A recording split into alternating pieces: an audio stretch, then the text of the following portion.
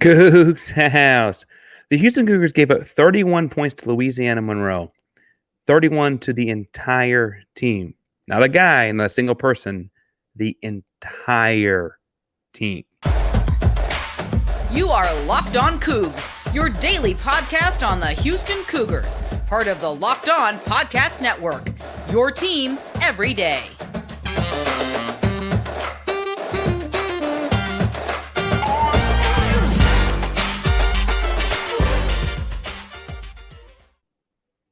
Welcome to Locked On Coogs, daily podcast about your Houston Cougars. I'm your host, Houston-born teacher and coach Parker Ainsworth, to break down all things Cougs. If you're a U of H fan or just a hater who came to stop by, please be sure to subscribe down below.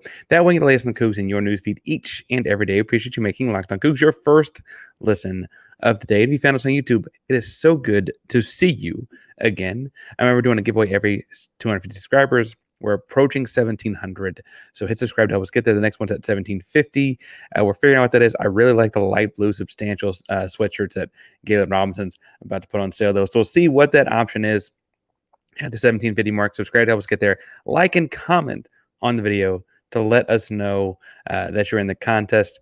If you don't know what to say after we talk basketball all night, tell us favorite homecoming memory as it is homecoming weekend, this upcoming weekend for Houston Cougar football. Now, all basketball tonight, lots of basketball things to get into as the Houston Cougars beat Louisiana Monroe 84-31. 31 points is the least amount of points the Houston Cougar basketball program has given up in the shot clock era. They actually gave up less points before that shot clock era back in, I believe it was the 40s.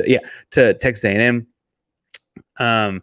Once upon a time, but this is the lowest scoring output in the shot clock era for the Houston Cougars. Big time win to open the season. Very much the ultimate get right, get started kind of game. We're going to break it all down. We'll talk first about Emanuel Sharp leading the way. Then we'll talk about all those guards and if it matters that they have so many guards and not so many bigs. And then lastly, I want to talk about, after watching a 53-point win, what kinds of things to take away, because in this non-conference preseason, there may be a few of those to look for. And how can we know that we're Big 12 ready if we're watching those kinds of games happening over and over? But first, we've got to start with Emanuel Sharp. Now, I really love this kid's story. A coach's kid from Florida. His father played professionally in Israel.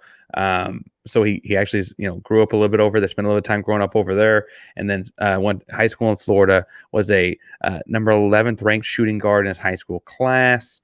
One of the best players in the state of Florida as a junior, won all the Player of the Year awards, did all kinds of crazy stuff as a junior. And then his senior season snaps his leg and has a pretty big injury to his lower leg. Ultimately ends up graduating early in December after breaking his legs early in the season, and redshirt freshman seasoning himself the second half of that year to get in with the Houston training staff, to get in with the Houston meal plan, to get in with the Houston physical therapy program, all those kinds of things, while also getting into the culture of the program and all that kind of stuff. So he's technically a redshirt sophomore, even though his redshirt year was the second half of his senior year in high school, right? Things work out weird like that. Came off the bench a lot last year, heat up like a microwave in a couple of those different March Madness games. Really exciting guy to do that. But obviously, through on defense and stuff like that, was still working his way back from that major lower leg injury. And man, oh man, Monday night against Louisiana Monroe, he looked fluid, smooth, quick, all the things that made him that 4-star top 10, top 11, depending on what recruiting ranking you're looking at, guard in the country his senior year of high school. He looked like the product of that recruitment on Monday night. Looked healthy, looked like himself. Still the quick trigger from three. He did go 4 of 8 from behind the arc, finished with 20 points, and like I said, 4 of 8 from behind the arc, 6 of 8 from the free throw line. But the big thing that I thought was interesting was when they closed. First of all, it's got a crazy quick release. It looks like it's even quicker than it was a year ago. But when they closed out on him, right, he could pump and go, get in the lane, dish, drop off, do all kinds of other things that are creative elements that I don't think were in his game last year. And in watching his senior of high school stuff, or I guess his junior of high school stuff, and then watching last year's tape and watching this year's one game plus the Australia scrimmages, it looks like to me the difference is just health. Right, like last year, he had he couldn't run for a big chunk of the year leading up to that, so he was not in the same kind of shape that it takes to be in a Kelvin Sampson basketball team. And that's not to say he wasn't in good shape; it just wasn't Kelvin Sampson basketball team shape, right? And so this year he is, so he can blow by guys in a different way. He gets in the lane and has his wits about him. Like when you're in shape, things just work differently. He's also defending at a higher level than he was last year. Really, really interesting to see those things unfold for him. Again, 20 points to open up to career high for him. He also was in the starting lineup. So Houston started 3 true guards, Jamal Shead, LJ Cryer, and Emanuel Sharp. The spacing that Cryer and Sharp occupy on the floor together. Cryer did not have a great night shooting the ball by any stretch, 1 of 9 from behind the arc. They didn't need it, but he was 1 of 9 from behind the arc. But just like his presence spaced guys out because of his reputation as a shooter. And that opened up all those pump and go driving lanes. It also really helped that when they started both Juwan Roberts and JVA Francis, that you had those guys at the interior spots, the inside big men. But because you had to respect Shed, Cryer, and Sharp as shooters, right, the starting lineup actually functioned pretty well. The guy I thought might start, Damian Dunn, in that same 3 spot, the third guard or second forward spot, Damian Dunn, who's 6'5" and change and long and defender and stout. He finished the second most points on the team at 18. So obviously in his time off the bench, he did pretty well himself. 3-5 from behind the arc. Damian Dunn also had 3 rebounds. And I think I have him down for a steal. Damian, I think it's worth pointing out, is a team player, a coach's dream in every aspect. And if they're going to go with starting Sharp for the spacing, you got to remember Temple last year brought Dunn as their best player off the bench, right? So like they intentionally did that to kind of spark the team and treat the game a little differently. Like he kind of like diagnosed from the bench and then got in the game. It was a weird thing we talked about when Houston played Temple last year, right? But with that said, he's very, very comfortable clearly coming off the bench like a microwave like that as well. Really, really impressed by a couple other performances. How about Jamal Shead? Only tallied 5 points, but that's not why he's out there. He had 8 assists, directing the entire offense, orchestrating it like a puppeteer right up top. He also, what's worth, had a tremendous defensive outing, 4 steals, and I feel like that does not account for all the deflections and like I don't know how you account for this, but like guys don't pass it his direction just because he's close, right? Those kinds of plays pop up for Jamal Shead in a way that it doesn't happen for other guards. Jamal Shead looks sharp and frankly ready to roll. Lots of fun performances in this one. I was impressed by some of the growth we'll see, and we'll talk more in the second segment about from Terrence Arsenault. Arsenault looked, he's playing more of a forward spot than a guard spot like he played last year. With no Jarris Walker, those forward spots a little bit more open now, but it also felt like, admittedly, like he's more confident this year. Still a strong defender like he was at the end of the season last year, but he got to his spots a little bit better. And there's anyway, you can go on. Houston scored 84 points, and their best shooter, and Kelvin Sampson reiterated after the game that LJ Cryer is factually the best shooter on the team. For reference, he shot like several percentage points better than Marcus Sasser did a year ago while playing in the Big 12. Like he's a tremendous shooter. It just wasn't his night. Shot 1 of 9 from behind the arc.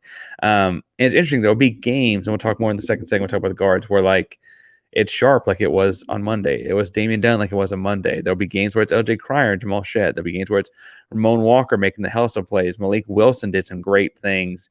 Juwan Roberts is going to have his games, I promise. Like those guys will all have their moments. Now, this is a fun team to watch, and if you need to go watch them, we got to find a way to get you some tickets. And if you're looking to get some tickets and get in on the action, this weekend there's a Houston Cougar basketball game in the earlier part of the day. I believe it's at like 12:30. And then at night, you got the homecoming football game at Cincinnati. Rumor has it that may be a blowout for the student section. So keep your eyes on social media for that kind of thing.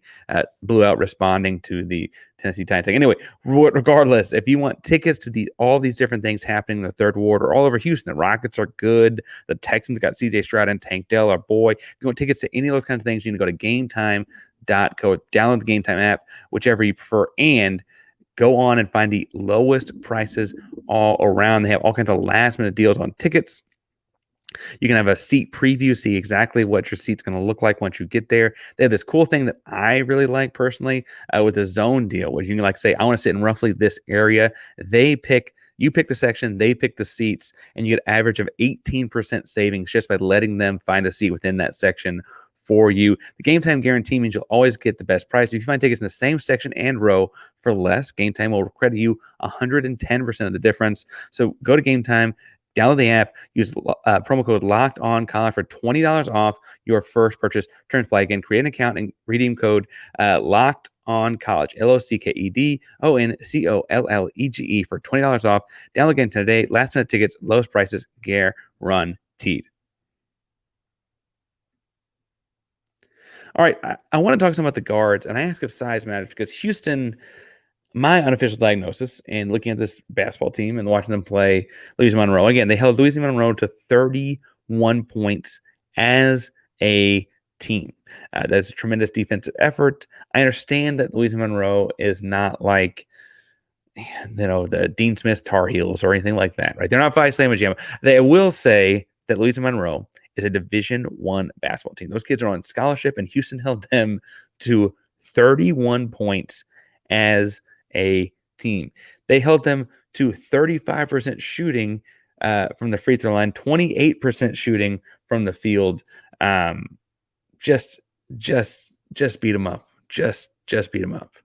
I look at this team, though, that Houston's got put together, and I see a team with a bunch of guards. I think I tweeted during the game, but I count roughly 7 guards that could start on Big 12 teams, and not like bottom of the barrel Big 12 teams. Like, I don't think BYU is going to be good. I mean, like, they could start for top end potential NCAA tournament, if not like definite NCAA tournament type of Big 12 teams. You got R3, and we're going to be in the Shead, Cryer, and Sharp. We mentioned Malik Dunn.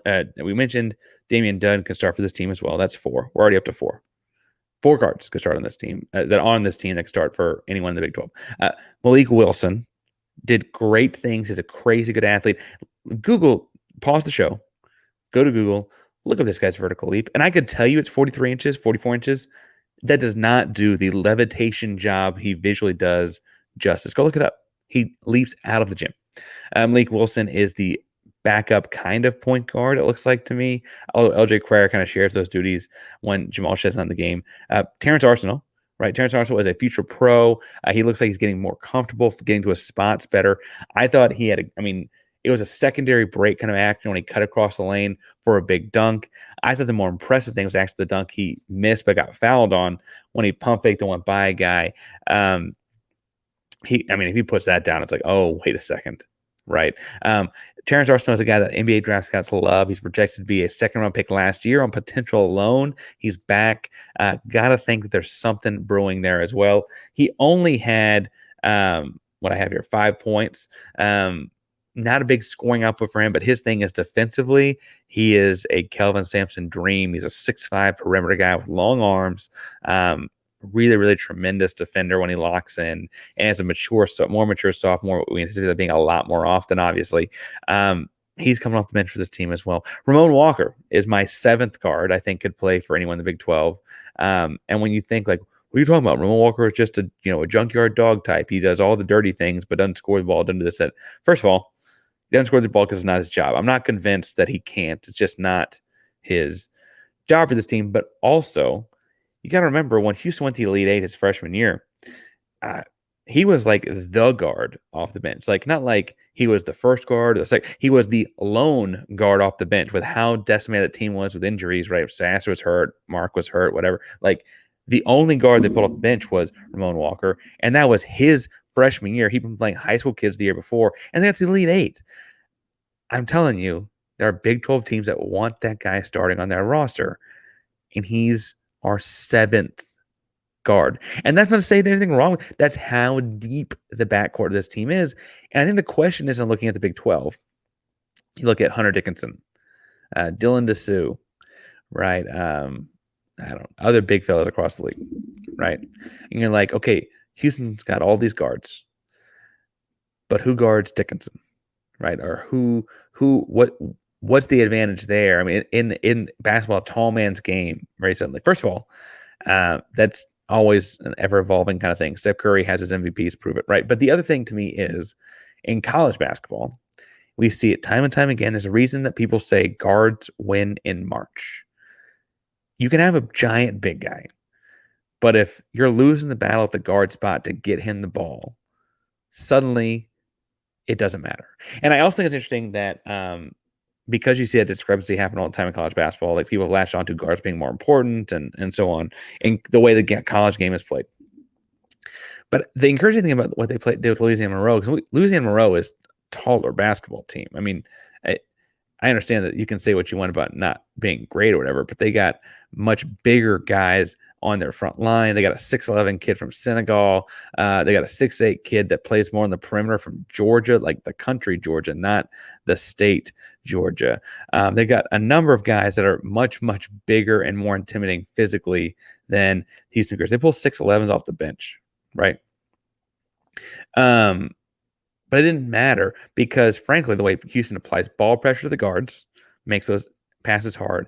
And what was interesting was their clear MO this season, with how much smaller they are than years past,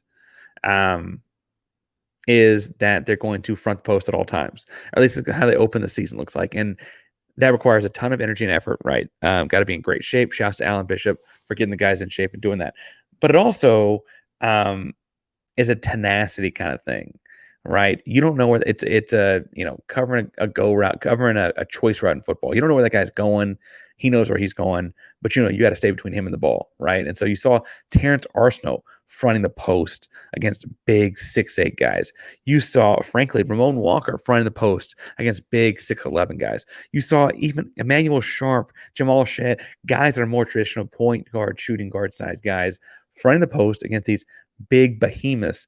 And then when they force an errant lob pass, the quickness of the backside help side defense come through and pick up. I mean, to thread that ball through against that defense, you got to throw a perfect ball.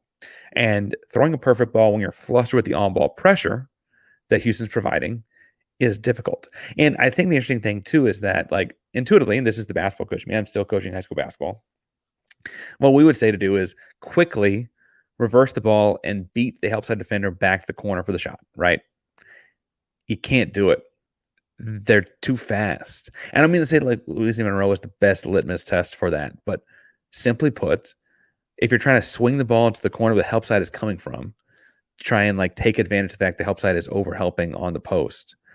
I'm telling you right now, you can't get two passes across before Jamal Shead gets there. You can't get two passes across before Emanuel Sharp gets there. You can't get two passes across before Damian Dunn, even as long as he gets there. And he's probably the slowest of foot of the guys we've mentioned. I don't know what you're supposed to do against that. I think they can effectively keep a lot of post play from even happening, let alone beating them. Now, will Dickinson be a matchup problem for people? Yeah, he is. He's a matchup problem for everyone in the country, right? So is he in our conference? We're going to play him twice and potentially in the conference tournament? Sure. But you're talking about a guy that is an All-American center, that. Yeah, he's going to give people problems. Can you find a scheme that negates everyone else? I think they have. And can you see how well it works against him when you see him? Sure. Absolutely. It'll be interesting to see what kind of thing works out and how the season shapes up as we get there. I'm really, really encouraged by the strategic elements of it, though. And I think that it's not just, we always know Kelvin Sampson's teams are going to play hard. The intention with which they are playing defense, even on November 6th, is impressive.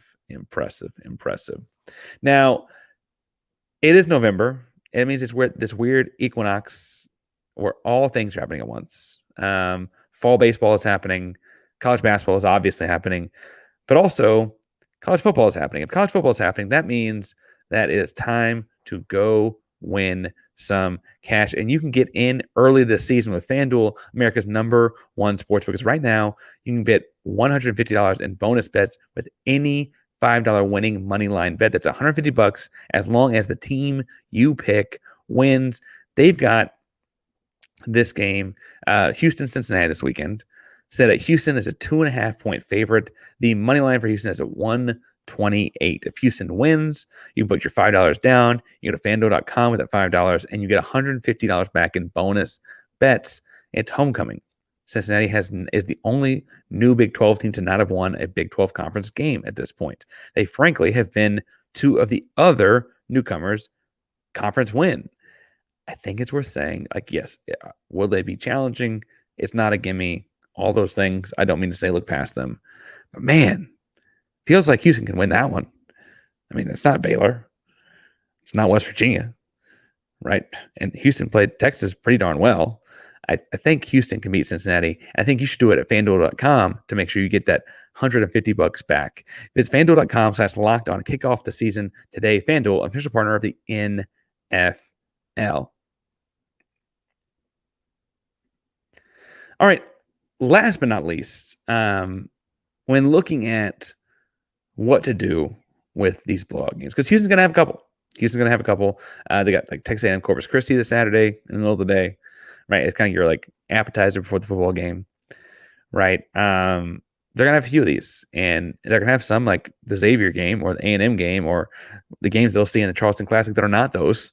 But they're going to have these blowouts in non-conference because they got to have these tune-ups to get right. And as a fan, or someone trying to figure out what's going on with our Cougars, I think it's a fair question. It's how to evaluate something like beating Louisiana Monroe 84-31, right? How do you do it? What's it supposed to look like?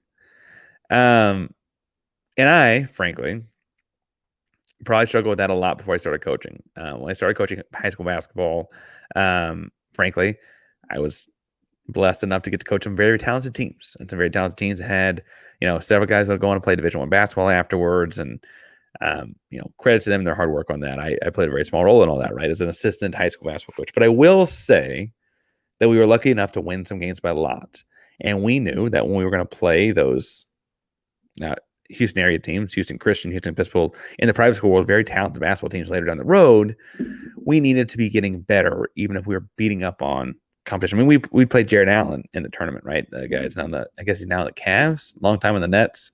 And how we're going to get ready for that guy throughout the year if we're beating up on teams that don't have that guy. Justice Winslow, right? At St. John's, right? Those kind of things. And it's interesting to see, like, okay, you figure out what the plan is, and we knew what our plan was, so it was a little bit different when we were on the coaching staff in high schools. But you figure out what the plan is, and you see how well are you executing that, and the worse the team, the higher the success rate needs to be, right? I feel like in watching Houston play Louisiana Monroe, it's very clear one thing. They want to deny all post passes. The post was the advantage. If there was any advantage for Louisiana Monroe, was their size. And Houston wanted to take that away. I'd say they did a fairly successful job with that. I mean, the center, 6'11", Didu, scored 0 points, had 2 field goals, missed both. The power forward, make sure I got his name correct, it's Nika Metchgravarishvili. I'm sorry, Nika. But he had 4 points on 7 shots. 4 points on 7 shots, right? For what it's worth, I mean, the starting front court in a 40-minute basketball game had just 9 shots. For what it's worth, Emanuel Sharp had 9 shots on his own, right? And I look at that and I say, man, what's happening there is you're not even allowing those guys to get comfortable enough to get field goals statistically. When you look at the game qualitatively, we talked about in the last segment how the guards helped cover up things and size may not matter for this team and covering things up and all those kinds of things, right? But also, I thought it was interesting that once they did get catches, once they did get touches and a little block in the paint, not a whole lot in the paint, frankly, even, but once they did get touches, that high-low action where the front guy is fronting and the forcing the lob pass, the guy behind is ready to catch any errant lob pass and make it a steal. It became a very natural double team, and Houston was doing a great job of scrambling out of that on the pass and denying passes, denying cutters. I got two, that kind of stuff, right? And so clearly, from just a person watching, they were trying to make sure the post didn't have any fun or any field day. They didn't get the post going, right? And I think that it's fair to say that they successfully did that. Now, of the 31 points, Savion Guyan, I think I said that right. A guard they had 8 uh, 31. That's more. I'm not good at math. That's more than a quarter. They had another guy, their guard, the other guard named Tariq Lacour. He had 7 of their 31. So 2 guys accounted for 15 of the 31 points in starting backcourt. If I were looking for what will Houston be doing against Texas A&M Corpus Christi to make sure they're getting better and getting ready for Kansas, Texas, Kansas State, Baylor, Tech, getting ready for Big 12 play, I would go back and watch a little bit of this one, see, how did they rotate off of guards? Where was a step slow, maybe here or there to those guys? I mean, Guyan had 3 of 6 shootings. That's 50%. How can they cover that up better, right? And then see, okay, playing A&M Corpus Christi on Saturday. That's several days of practice to get better at something. What are they trying to do to limit the guard output on Saturday? Right? Like, what piece are they adding? What I intuitively think it will be is being more selective, I'll say, as to what post player you hit with the intensity they hit both guys with in this game. Because truthfully, like we mentioned, Hunter Dickinson's one of a kind. Not every post guy demands the kind of pressure Houston wanted to open with showing in this game, right? They're going to play some bad posts this year. And frankly, even the Big 12, not everyone goes through a traditional post guy. A lot of guys just pick and roll, right? There's a roller, the rim runner, that kind of, and that's fine. That's the pros do too, right? But if that's the case, how do they make that decision moving forward? So if they're that kind of decisive and selective and those kind, I just wonder if that's where they're going to go with this, right? Picking things they need to get better offensively, right? Kelvin Sampson has always been, if you are working your butt off and you're making all your assignments on defense, he lets the offense free flow a little bit, right? But Houston's best shooter had a pretty bad offensive game. Houston is not going to rely on Jamal Shead to score the ball a whole lot this season, but in 18 minutes, he had just 5 points, right? So I could see offensively, like things they're going to be intentional about, that they open up the Texas A&M Corpus Christi game with finding ways to get those guys easy baskets, open looks, attacking the rim looks, contested layups that turn to free throw kind of looks, right? Get those guys going early to get their feet under them, right? Is that what they do? Because frankly, I would argue they might have tried to do that with Jamal to start this game, and instead it turned to a lob to Javier Francis. And sometimes the game dictates it, and you don't get to have your way on that. But if I'm trying to find ways in these blowouts to look at what they're getting better at for later, I think it's an exercise worth doing because it will come up later this season. They're going to play really, really dang good basketball teams this year. But B, I think it's kind of the point. The point of following a team for 40 minutes a night for all 35 plus games in a season is to watch the story unfold. And part of that story is what they're getting better at each and every day. Now, we're here at Locked On Coogs each and every day, and we're taking a moment to talk about basketball in this weird equinox where everything is happening at once. We do have a football game to talk about as well. So Wednesday, we'll turn the keys back to football. We'll talk some about getting ready for Cincinnati game, what it means, what to look out for. On Thursday, we got a guest coming on to speak on Cincinnati's behalf. Friday, get your keys to the game. Saturday night, Cougars After Dark will cover both football and basketball because we have a lot of things to cover on the course of homecoming weekend. So make sure you subscribe to the YouTube channel and hit the bell so you know when we're live for Cougars After Dark this Saturday. Thank you all so much for tuning in today and a basketball edition of Locked On Coogs. All basketball all the time here today. And frankly, when football season's over, all basketball all the time, right? If you want more college basketball season started. It's a ton of fun.